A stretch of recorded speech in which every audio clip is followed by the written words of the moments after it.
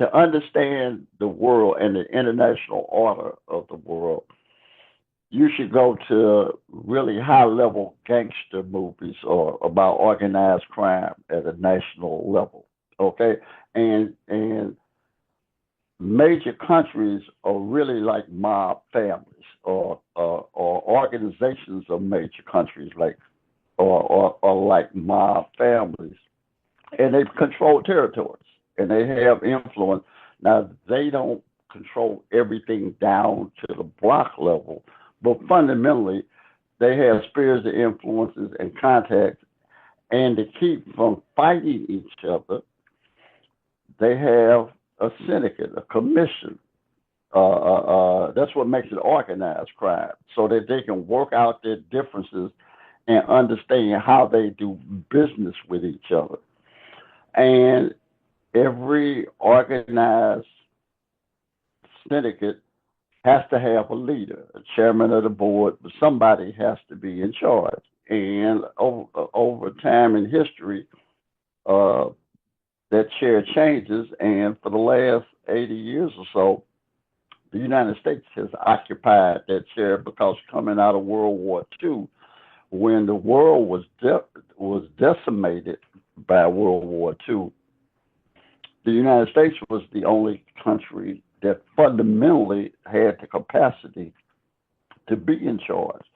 And they put together a new structure, uh, put the Soviet Union and Chinese on the outside of it, and they organized it uh, to work for them, okay, whoever they are. And inside of that, those arrangements, they have rules about how they interact with each other. You know, this is we can do. You can do it like this. You don't do it like that. If we got an issue, we work it out someplace like the G7 or all of those places. So you should look at those meetings just like Don Corleone and Borzini meeting at the headquarters of the bank to figure out what we're gonna do about this war and this drug stuff. Okay, and it was still all about coming together to organize the business. And while they're all criminals, thieves, murderers, the organization, though, is held together based on trust. And I don't mean trust the way everyday people talk about trust. I'm talking about trust the way athletes on the team talk about trust. I can trust you to do your job. You can trust me to do my job. We're all playing on the same team, and we all got the same goal.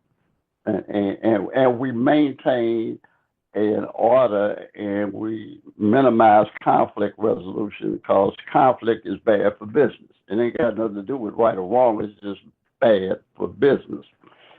And that's the way the international order works, in my opinion.